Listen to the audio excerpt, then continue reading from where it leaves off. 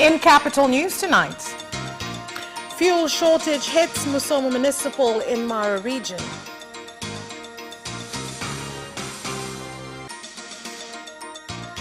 Another Tanzanite stone weighing 6 kg is found in Manyara region.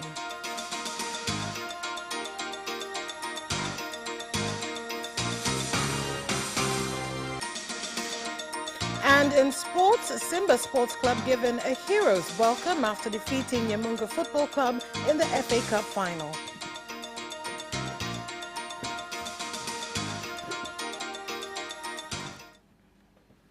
Good evening, this is Capital News at 9:30. My name is Vanessa Victor. Let's start things off with the national news.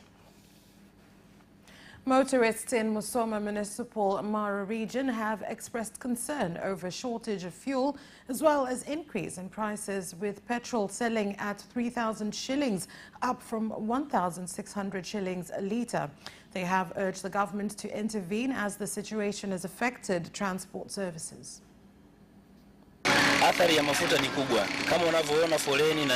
The effects of fuel shortage is major. As you can see, the queues and the sudden change of prices due to the shortage, and you have to go to Makutano or Bunda to get fuel. We do not know, but if the situation continues, a lot will be affected.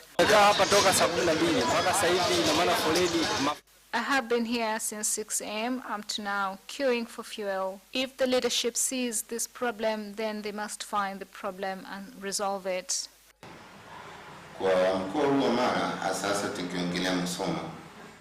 In Mara and especially Musoma, there have been problems that have occurred these past couple of days, causing fuel shortage. Yesterday, all oil stations had no fuel, and this has affected many things, including transport.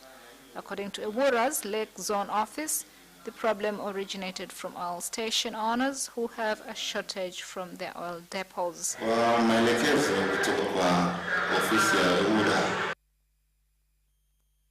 And the national chairman of Chadema Party, Freeman Mbowe, said that the party is in talks with ACT Wazalendo Party to see if they can cooperate during the general election, and that they are not ready to work with traitors.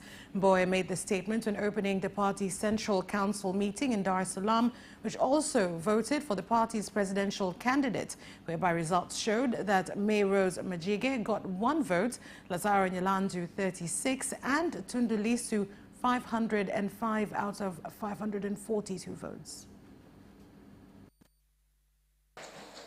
Majina hayo ni Dr. May Rose Kavura Majinge, Lazaro Samuel Nyalandu. The names are as follows: Dr. May Rose Kavura Majinge, Lazaro Samuel Nyalandu, and Tundu Antipas Lissu. Mnipe kibali cha kusimama kama mgombea wa kiti cha urais. I'm asking for your permission to stand as a presidential candidate through Chadema party ticket. I visited all zones in Tanzania, mainland and Zanzibar, and have seen how motivated party members are, but also the desire in Tanzanians for change. Naomba leo niongee, unapokuwa mwanasiasa, lengo lako siku moja ni kuwa kiongozi. When you are a politician, your main objective is to be a leader. Our nation is wavering because leaders that we give the mandate have a heavy burden because of corruption. Nia yangu ya kugombea urais wa Jamhuri ya Muungano kwa niaba ya chama chetu. My intention to contest for the presidential seat of United Republic on 8th June this year. I spoke at length about the agenda of this general election and why I believe I'm the right candidate. Today, let me not repeat what I said on that day. All has been explained in detail in our party manifesto to be approved today, and this will be my agenda. Ilani hiyo na ahadi zake zote ndiyo itakayokuwa agenda mahususi ya kwangu endapo mtanipa ridhaa nitakayoiomba leo. The leader of ACT Wazalendo Party, Zito Kabwe, has appointed Bernard Membe as chief advisor and Emmanuel Mvula as member of the Central Committee of the party. The leaders were confirmed by the Executive Council meeting of the party in Dar es Salaam. Cha toleo letu la mwaka 2020, kiongozi anayo mamlaka ya kufanya uteuzi wa nafasi mbalimbali ndani ya chama. Kwa hiyo leo amemteua ndugu. The leader has a right to nominate members for various positions in the party, and today he has exercised that right. He did so because the position was vacant. Ilikuwa iko wazi na sio vibaya ikajazwa pakawepo na mtu kwenye hiyo nafasi. And the government has said it has stepped up support to small-scale miners in the country so that they can conduct mining activities in a more conducive environment. The Minister of Minerals, Dr. Biteko, made the statement when receiving a 6 kg Tanzanite gem worth more than 4 billion shillings from Saninio Liza, a small miner who only one month after he discovered Tanzanite gems weighing 14 kilograms. Nataka niwape salamu kwamba yule Mtanzania anayechimba kwa haki hataonewa na mtu yoyote. I want to assure you that a Tanzania who mines justly will not be troubled by anyone. We have decided that the minerals economy must benefit us. We are tired of being agents for foreigners and allowing our minerals to benefit their countries, leaving us in poverty. Ninachoweza kuhakikishia wizara yangu. What I can assure you is that my ministry will collaborate with the Ministry of Minerals to ensure money found here is used to ensure you receive better services. Hao wanaoongea kwamba madini anadanganywa Liza. Those who say that I'm being lied to on minerals are deceptive people who want to steal from us, but it is not possible because we have procedures and management in place. Sisi kama vyombo vya ulinzi na usalama tutaendelea kushiriki kikamilifu. As defense and safety organs, we will continue to participate fully and diligently in protecting our country's resources so that they benefit all Tanzanians. Ili ziwanufaishe Watanzania wote. Some residents in Biharamulo district, Kigoma region, have urged the government to strengthen security in national parks and conservation reserve areas in order to control illegal poachers who have been setting fires to capture wild animals, a situation that has led to environment destruction. Ina maana msitu inatusaidia kutunza maji. The forest helps us to preserve water sources. The government should deal with those who damage the forest. Mtu anapochoma misitu, when someone sets fire to the forest, he destroys the natural vegetation which results in no rainfall. Some of them are smokers and walk about with matchboxes, and others are livestock keepers. Katika misitu yetu ya hifadhi ya taifa, National Forest Reserve ambao ni Biharamulo Forest Reserve na our National Forest Reserve has been affected to a large extent by fires started deliberately. I urge everyone to follow the law.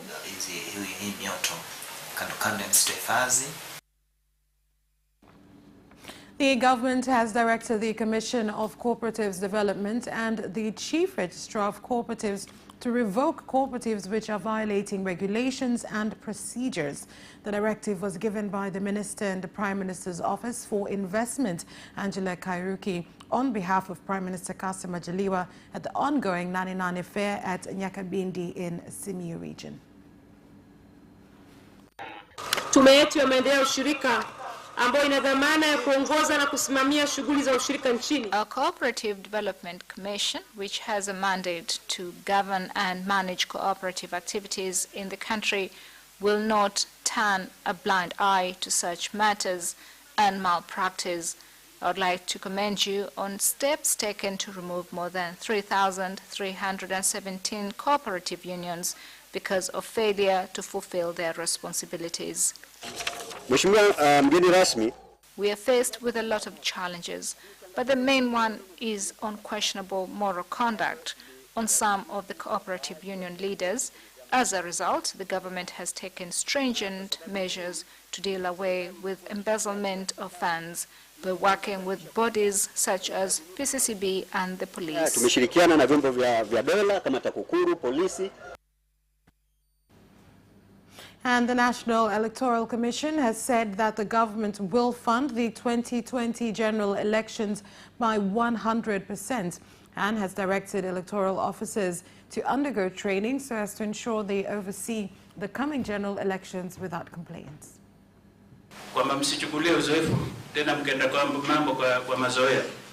Do not work based on experience. The experience you have from previous election is not the one to use for the 2020 election. These elections will be completely run and funded by us with not an ounce of help from outside the country. Thus, we take responsibility in ensuring it is successful and not be told that we have taken matters that we cannot handle. You are now part of the Electoral Commission. Your speech, work, and how you work is an important reflection of NEC, so we ask you to represent us well.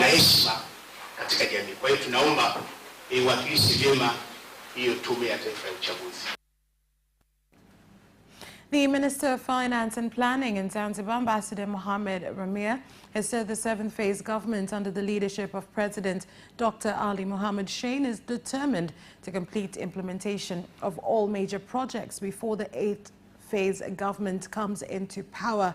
He made the statement during a tour of a housing project at Kwahani area.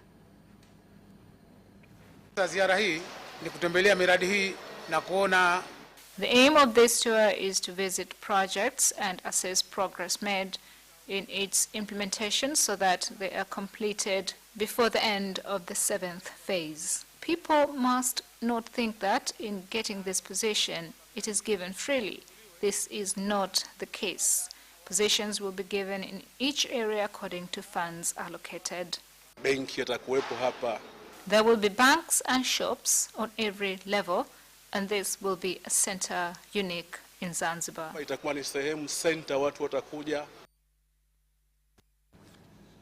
And that's all for national news. International news is next.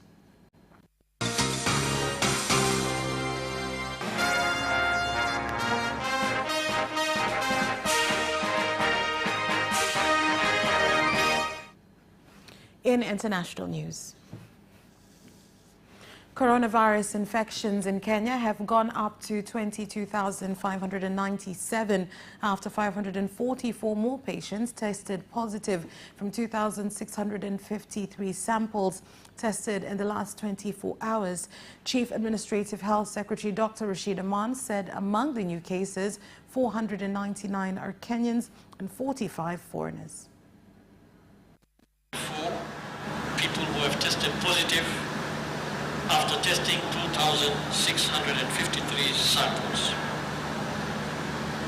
This now brings to 22,597 the number of positive cases.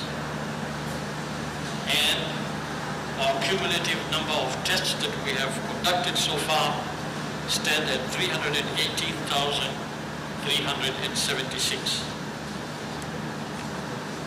From the 544 cases we're reporting today, 499 are Kenyans, while 45 are foreigners. 315 are male, 229 are female. The youngest case is a 1-year-old infant. The oldest is an 84-year-old. The distribution of cases by counties in descending order is Nairobi 412 cases, Kiambu 27, Machakos 17, Kajiado 17. On a more positive note, 263 patients have recovered from the disease. From this number, 176 are from the home-based care program, while 87 have been discharged from various hospitals, bringing the total number of recoveries to 8,000. 1,740. And 5 soldiers were killed and 5 others wounded in an ambush on a military convoy and an artillery attack on a camp by rebel fighters in central Mali. The latest attacks come as President Ibrahim Boubacar Keïta faces insistent calls to resign from an opposition angry over the brutal conflict as well as dire economic conditions. As the general election in Uganda draws near, election activities in the country have continued to gain momentum, with political parties electing leaders to represent them in various positions. Forum for Democratic Change under Kizza Besigye has called on the Election Commission to give the party more time to elect their presidential candidate. I also want to clarify on the issue of candidate selection. We know that the People Power Movement and its political wing, the National Unity Platform, is growing stronger by the day. And yes, we have heard from different parts of the country that some comrades are either being confused unknowingly or deliberately. I want to clarify that according to the laws of Uganda, you cannot belong to 2 political parties. You cannot belong to 2 political formations. So the business of presenting People Power or National Unity Platform candidates, but with other political formations, it is something that must be ironed out from our Secretariat. There is nothing like anything else an NUP. You are either NUP or not. That's all for the international news. We'll be back with business news after this short break.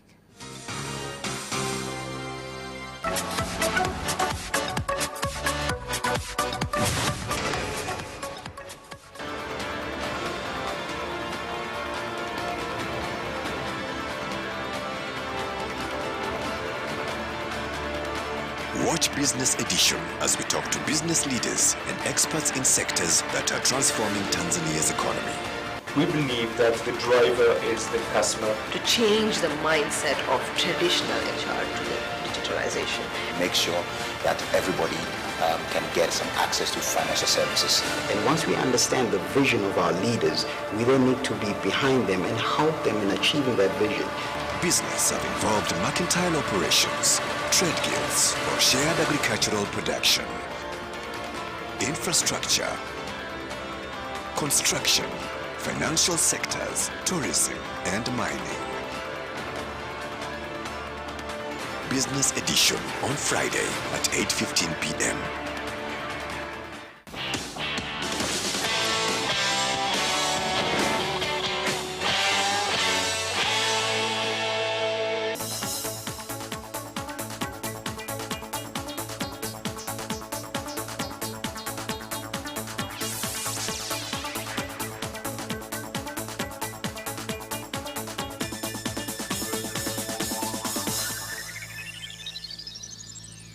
And now in business news.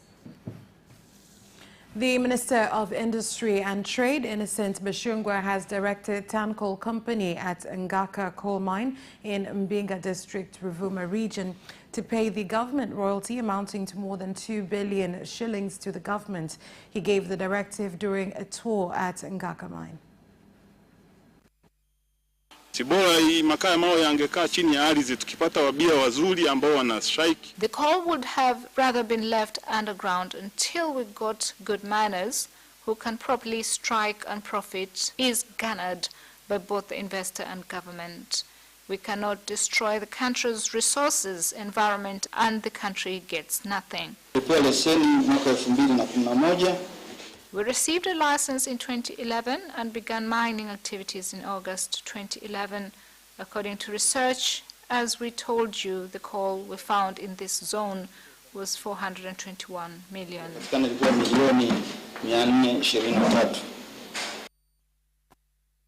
NMB Bank has said it will continue to cooperate with agricultural marketing cooperative societies, AMCOS, by providing them with training as well as loans. Naomba wenzetu wa Pamba, tunajua serikali imetoa miongozo, lakini sisi tunawaomba. Ask those of you involved in cotton, you know that the government has set guidelines. We have opened many accounts, not under 100,000, just for the cotton crop alone in these 3 regions. In Simiyu and Shinyanga alone, we have opened 86,000 accounts. In 6 months alone, for all zones where the Nani fair is being conducted, we have opened over 500,000 accounts, all of which belong to farmers and cooperative unions. Kwanza ni rasilimali. Mtu anapata heshima kwa rasilimali unazonazo. A person is respected based on the resources they have. New unions or those about to start have no resources. We have inherited warehouses with holes and about to collapse. We were not trusted, had no bank accounts, but big businesses take loans, repay them and invest. Our unions should get a point where they sit for their general meeting, their members live with dividends.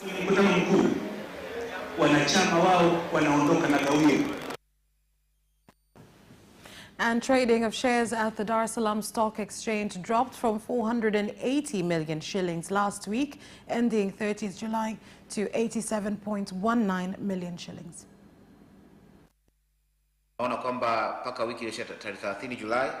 In the week ending the 30th, we have local investors who have contributed 93.98% of all purchase turnover and 100% in all shares turnover. Foreign investors have also contributed 6.02% of all purchase turnover. 6.02 ya thamani yote ya manunuzi tukimaanisha. That's it for business news. Sports is up next.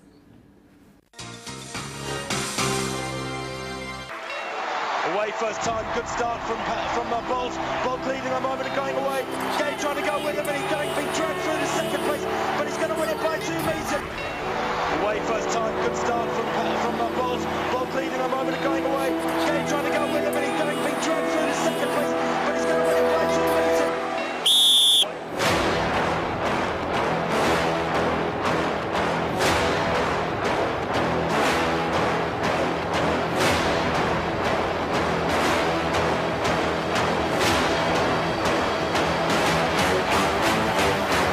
Opposition, Joaquinho, he did lose to Lynn.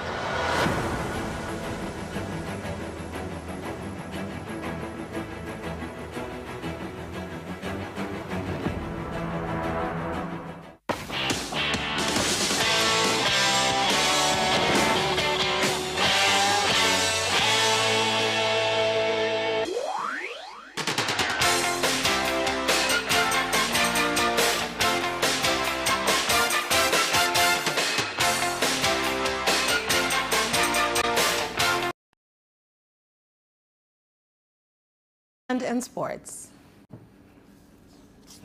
The VPL and FA Cup champions Simba Sports Club received a warm welcome from their fans as they arrived from Rukwa, where they won the FA Cup after defeating Namungo FC 2-1.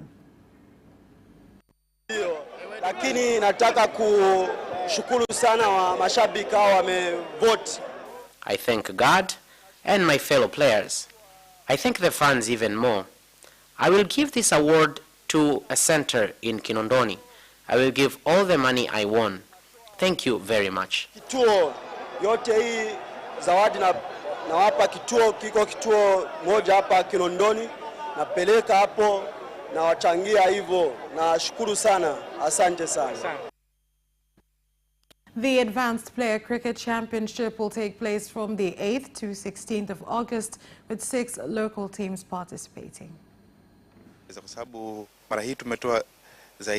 This time we have given more chance to the local players because we have good players. So we have been able to make good combined sides which can perform well. We often bring foreign players to make the league more competitive. But this time, due to Corona, we don't have a reason to get players from outside. Former Arsenal manager Arsene Wenger has revealed he is open to coaching again one day, but only under conditions he deems as optimal. Here's the story. Wenger departed the Gunners after 22 years in 2018 and is currently working as FIFA's new Chief of Global Football Development. While eager to make the most of his new position, the Frenchman admits he's missing being a manager and concedes he could make a return if the right position presents itself. Asked what it will take for him to manage again, Wenger replied, "It will be in conditions that I consider optimal, otherwise I will not do it." Wenger officially joined FIFA in November last year, with the former Arsenal manager refuting reports at the time that Bayern Munich wanted him to replace Niko Kovac. Frank Lampard has urged the Premier League to push back Chelsea's start to the 2020-2021 season, claiming 12 September is too early for his players to recover properly given their imminent Champions League round of the Under-16 tie with Bayern Munich. Here's more. Chelsea faced the German champions on Saturday, and the chances are that, facing a 3-0 deficit from the home leg, that will sign the end of their European challenge. It will mean they face a 35-day turnaround before top-flight football resumes at its clubs. Should they complete a remarkable comeback at the Allianz Arena, they will be entitled to begin their domestic campaign at a later date. But Lampard believes that should be the case regardless and fears consequences for his players' fitness otherwise. Lewis Hamilton hailed his remarkable three-wheeled victory at the British Grand Prix as the most dramatic climax of his career. Here's more. After a tyre gave out on the final lap, the win, his 7th at Silverstone, was preceded by a well-organized anti-racism gesture on the grid that Hamilton welcomed despite the extent disunity, with only some of the drivers opting to take a knee alongside Formula One's only black driver.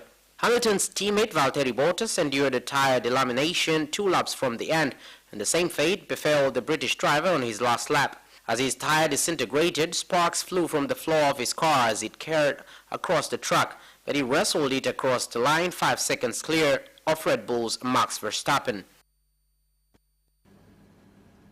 And that sports item ends our news bulletin. On behalf of everyone who worked to bring you this bulletin, thank you for watching and good night.